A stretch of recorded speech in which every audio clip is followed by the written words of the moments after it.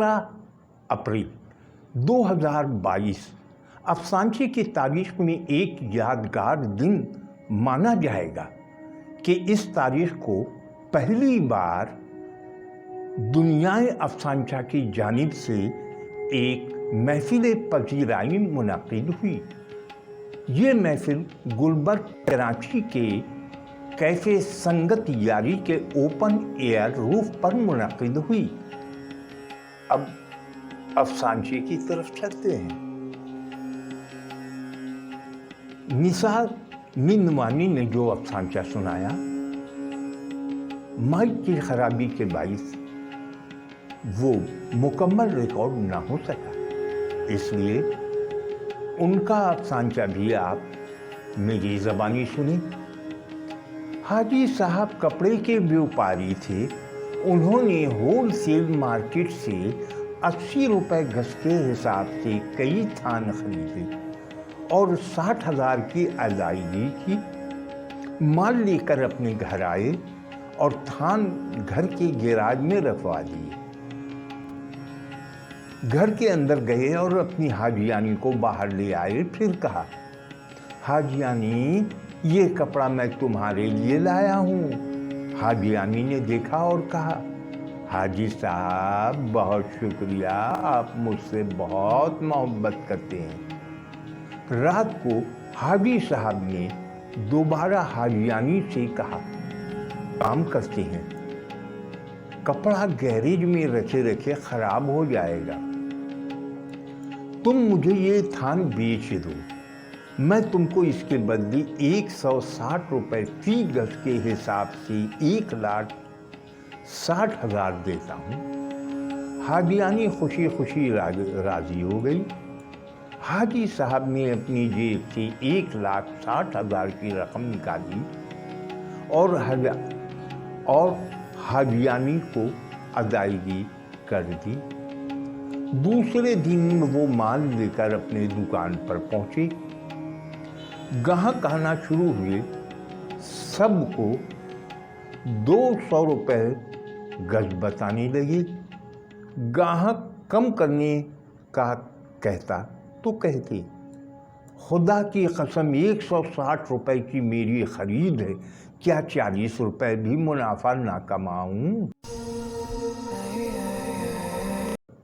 इकबाल हाशमानी का शुमार मजे हुए कलमकारों में होता है। कई किताबों के मुसन्निफ हैं। बहुत से अफसानों पर अवार्ड भी हासिल किया। अफसानचे भी काटदार लिखते हैं। उन्होंने अपना अफसानचा सुनवाया। उन्वान था हुस्न और खैरात। रमज़ान का बाबरकत महीना था। फजर की नमाज पढ़कर मस्जिद से निकला तो गेट के बाहर एक औरत खड़ी थी। उसने जदीद डिज़ाइन का बुर्का पहन रखा था, जिससे जिस्मानी खुतूत नुमायां हो रहे थे। सर पर हिजाब था, मगर चेहरा खुला हुआ था। नक्शो निगार हसीन थे। उसने हाथ में प्ले कार्ड उठा रखा था, जिस पर लिखा था, मैं बेवा हूँ और 2 बच्चों की माँ हूँ, मेरी मदद करें। नमाजी बढ़ चढ़ कर मदद कर रहे थे। अगले रोज नमाज के बाद बाहर निकला तो वो औरत नजर ना आई, लेकिन उसी जगह एक बूढ़ी औरत चादर फैलाए बैठी थी। प्ले कार्ड पर लिखा था, मैं बेवा हूँ, कोई सहारा नहीं है, खुदा राम मदद करे। लेकिन मेरी तरह दीगर नमाजी भी उस पर एक नज़र डालकर आगे बढ़ते जा रहे थे।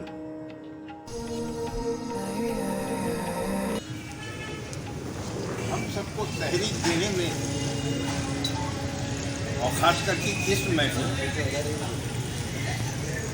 किरण सिद्दीकी ने ही बात उठाई, लेकिन आज अफसोस की बात है कि किरण सिद्दीकी वो अपनी बीमारी की वजह से, लेकिन انہوں نے اپنا ایک افسانچہ بھیج دیا تھا کہ اسے محفل میں پڑھ دیا. عنوان ہے افسانچے کا رمضان کی برکت. رمضان کی برکت کرن صدیقی کا افسانچہ. یہ دکھائیں گاہک نے شیلف پر سجے ایک تھان کی طرف اشارہ کیا.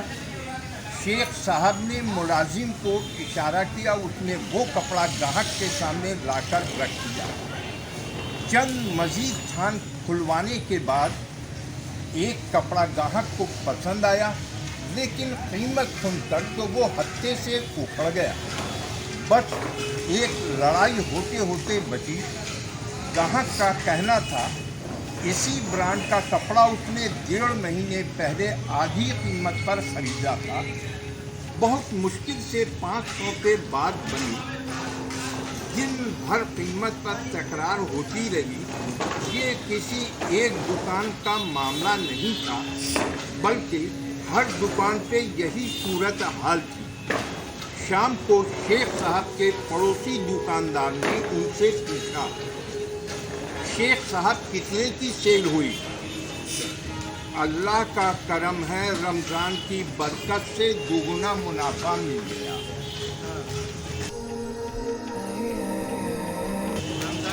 محترمہ نشاط یاسمین خان افسانچہ نگاری میں اپنا ایک پہچان رکھتی ہیں. ان کے افسانچے روزنامہ ایکسپریس کے علاوہ کئی دیگر بڑے اخبارات میں تواتر سے چھپتے رہے ہیں. دنیائے افسانچہ میں بھی تواتر سے ان کے افسانچے سنائے جاتے رہے ہیں. انہوں نے محفل میں شرکاء کے درمیان اپنے ناول رود کو ہی، بچوں کے لیے لکھا گیا سفر نامہ، ایک سرکش پرندے کا سفر نامہ اور مزاحیہ مضامین کا مجموعہ اماں نامہ تقسیم کیا. تو آئیے سناتا ہوں ان کا افسانچہ. نشاط یاسمین خان کا افسانچہ سنتے ہیں. عنوان ہے رمضان کی برکت. محلے میں نئے لوگ آئے تھے. ٹیون کیبن اور پراڈو آتی، گیٹ کھلتا اور اندر چلی جاتی، مگر گھر والے کسی سے نہیں ملتے تھے. محلے والوں کو بھی پرواہ کہاں تھی کہ وہ ان سے مروب ہوتی. سبھی خوشحال تھے. رمضان کا مہینہ تھا. ان کی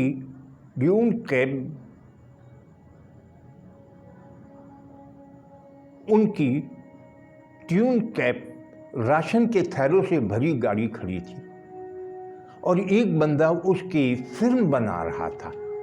ماسیوں اور ان کے بچوں نے وین کو گھیر رکھا تھا اور انتظار میں تھی کہ کب راشن بٹنا شروع ہوگا. سب انتظار میں تھے کہ ڈرائیور تیزی سے وین کو اندر لے گیا. دوسرے دن محلے کے واٹس ایپ گروپ اور فیس بک پر تصویر لگی ہوئی تھی کہ محلے کے مخیر شخص غریبوں میں راشن کے تھیلے تقسیم کرتے ہوئے اور لینے والے ان کے اپنے نوکر اور ان کے بچے تھے. اب وقت بہت قلیل رہ گیا ہے. ایک اپنا پرانا افسانچہ سناتا ہوں جو ہو سکتا ہے کہ حالات کے تناظر میں انہیں الگ. عنوان ہے سیاست دان. سیاست دانوں میں ایک نیا فیشن رائج ہو گیا تھا. سب دائرہ بنا کر کھڑے ہو گئے تھے اور ایک دوسرے کی طرف شہادت کی انگلی اٹھا کر نعرہ لگا رہے، کرپٹ ہے، کرپٹ ہے. ایسا منظر دیکھ کر سینئر پولیٹیشین حکیم لقمان چودھری کی طبیعت بگڑ گئی. وہ 2 دن سے کوما میں تھے. ڈاکٹروں کا ایک جتھا ان کے گرد جمع تھا. अस्पताल में इमरजेंसी की सूरत हाल थी, मरीज आ रहे थे, जूनियर डॉक्टर उनको देख रहे थे क्योंकि तमाम सीनियर डॉक्टर हकीम साहब को देख रहे थे। फिर भी हकीम साहब किसी तौर कोमा से बाहर आते नजर नहीं आ रहे थे। दवाएं बदलकर भी देख ली गई थी, चैनल पर ब्रेकिंग न्यूज चल रही थी। अवामी इत्तेहाद को पारा पारा होते देख हकीम साहब होश हो बैठे हैं। सीनियर्स को सर झुकाए खड़ा देख एक जूनियर डॉक्टर ने कहा, सर मैं अपना तरीका आजमाऊं, शायद ये होश में आ जाएं। सीनियर ने एक दूसरे की तरफ देखा और मुस्कुराकर तंजिया अंदाज में कहा, आजमा लो। वो तेजी से अस्पताल से बाहर आया। नजदीक ही एक एंटीक शॉप थी, जहाँ एक बड़ी कुर्सी बिकने के लिए रखी गई थी। उसने भारी भरकम कुर्सी को उठवाया और ICU वार्ड में पहुंचाकर वार्ड बॉय की मदद से हकीम साहब को कुर्सी पर बिठा दिया। अभी एक ही लम्हा गुजरा था कि हकीम साहब को होश आ गया। उन्होंने दोनों हाथों से कुर्सी के हत्थे को पकड़ा और चीख कर कहने लगी, अहमकों होश करो, मेरे अजीज हमवर तो पीछे खड़ा है।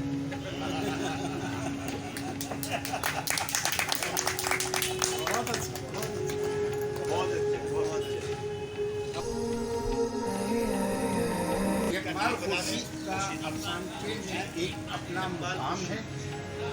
इनके अफसानचे यहाँ तकीले और इनका एक अपना ही मिजाज है। अच्छा, ये जो अफसाने हैं ये वन मिनट स्टोरी के उन्वान से मैं लिखा करता था, और ये उसी ज़माने में तवातुर से लिखे क्योंकि, लेकिन जब सहाफ़ती मखसूसियात या सहाफ़ती जिम्मेदारियों से ये चीज़ निकल गई तो इनमें बहुत कमी आ गई। बहरहाल इसका उन्वान है भैंस। तो कहानी कुछ यूँ है कि एक रोज़ अचानक मेरी भैंस गायब हो गई। गायब हो गई। नज़र दौड़ाई तो देखा कि भैंस मज्जू के बाड़े में खड़ी है। भैंस लेने गया तो मज्जू अड़ गया। बोला, भाई अब ये मेरी मिल्कियत है। मैंने समझाया तो धमकियाँ देने लगा। मैं मोहल्ले वालों को ले आया। मैंने कहा, देखो मेरे साथ अवाम है। उसने ज़ोरदार कहका लगाया और कहा, मेरे साथ लाठी है। अगले ही पल मज्जू ने लाठी मेरे सर पे दे मारी। मैं चकरा के गिर गया। अवाम डर के भाग गए। इस वाक़ये के बाद लोगों ने भैंस खरीदना तर्क कर दी। अब बस वो लाठी खरीद लेते हैं।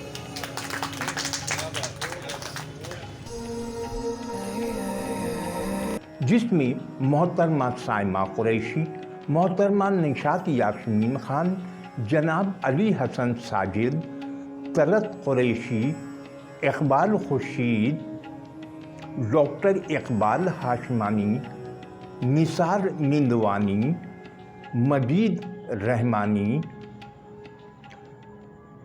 रहमान निशात, अली राज शर, जावेद अहमद जाग, शाहिद अहमद खान, मुजीब ओठो, ग़ुलाम रहीम बलीदी, अब्दुल गफूर खत्री, मोहसिन नकी के अलावा और लोगों ने भी शिरकत की। अपने कीमती ख़यालात पेश किए। नशिस्त का आगाज़ ग़ुलाम रहीम बलीदी की तलावत कलाम पाक से हुआ। खादिम ने अफसानचा और अफसानचा निगार के उन्वान से महफिल अफसानचा में सरवर गज़ाली का तारुफ कराते हुए मैंने ये चंद अल्फाज कहे थे। सादत हसन मंटू को ये फ़ख्र हासिल है कि उन्होंने इस सिंफ की बुनियाद रखी। नई सदी में अफसानचे ने न सिर्फ 85 साल पूरे कर लिए, बल्कि इस सदी में अफसानचे के फ़न पर काफ़ी बहस व मुबाहसे भी हुए।